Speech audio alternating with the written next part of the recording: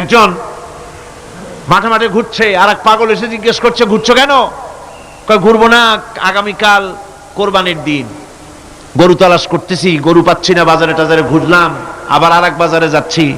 আরে বাজারে বাজারে গরু কেন? মাঠে কত গরু আছে, একটা ধরে জবাই দিলেই তো হয়।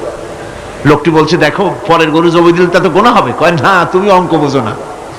গরু জারি হোক, কোরবানির দিনে গরু জবাহ যদি করো তাহলে সব একটা হবে। কোরবানি উপলক্ষে জবাহ করছে, একটা সব পাবা না? তো কোরবানির জন্য একটা সব হবে, আর চুরির জন্য অবশ্যই একটা পাপ হবে।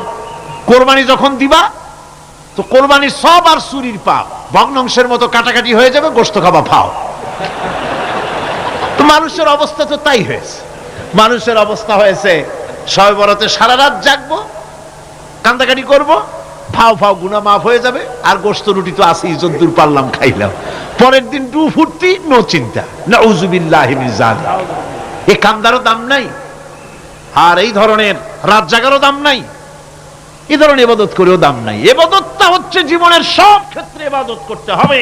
ইবাদত সম্পর্কে মিস ইন্টারপ্রিটেশন যেটা এসেছে, ভুল অর্থ যেটা এসেছে, সেই ভুল অর্থের কারণে মানুষ শুধু মনে করে নামাজ রোজা হজ যাকাতই শুধু ইবাদত না। ইবাদত হচ্ছে জীবনের সকল ক্ষেত্রে গোলামিটা হতে হবে আল্লাহ পাকের সব জায়গায়। পার্লামেন্টে গোলামি হবে কার? কোর্ট কাছারিতে কার? অফিস আদালতে কার? স্কুলে কলেজে কার? খেতে খামারে কার? রান্নাঘরে, নিজের ঘরে, পরিবারে, সব জায়গায় আনুগত্য কার?